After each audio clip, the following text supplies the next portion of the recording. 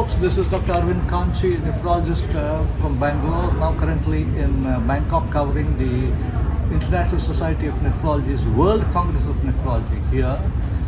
We've already been through some sessions here today, and I have with me Michelle Rheault. She is a pediatric nephrologist and division director in pediatric nephrology in Minneapolis. She also is the new director for the Center for Women in Medicine and Science at the University of Minnesota Medical School. How are you, Michelle, and how is Bangkok treating you today? I'm doing great. Just arrived in the middle of the night last night, and so far I'm staying awake.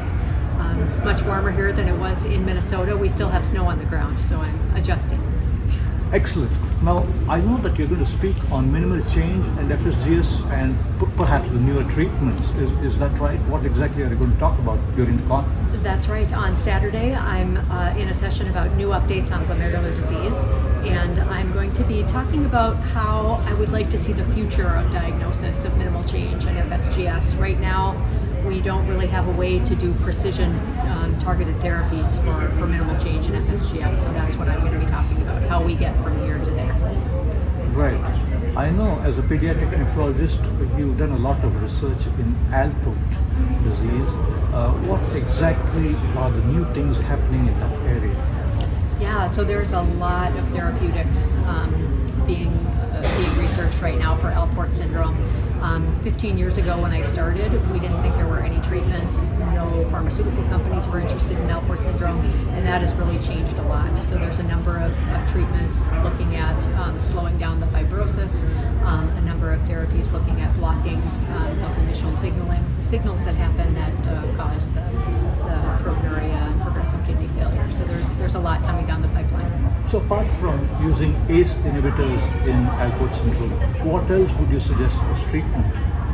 Well, that's a good question. I have conflicts with a number that are in development, so I won't go into specific drugs that are out there, but there are a number of non-immunosuppressive type drugs that really show a lot of promise.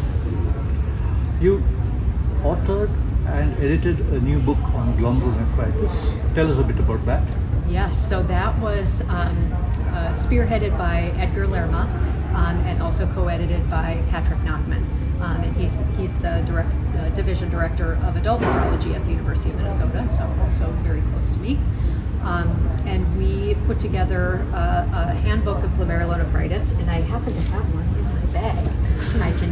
I can give you a copy. Yeah, absolutely, yours. because I remember on Twitter you had mentioned that any person who asks me, or the first person who asks me for a book at the conference gets it. That's right. Thank you. I have a couple more too, so if people want to stop by. Excellent. But it's a very small, nice handbook.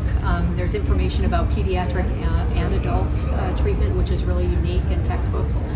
There's a lot of pictures, algorithms. It makes it very easy to, when you have that patient in clinic who shows up with membranous nephropathy, for example, you can just flip to that page, see what a good algorithm may be for the workup and treatment. So is this the first time that you've been to the ISN, or the International Society of Nephrology conference? Yes, this is my first International Society of Nephrology conference. I've been to ASN many times, but never the World Congress. So this is very exciting to meet everybody that I haven't met before. Excellent. Glad to have you here, and let's see how the conference goes. Great. Thank you.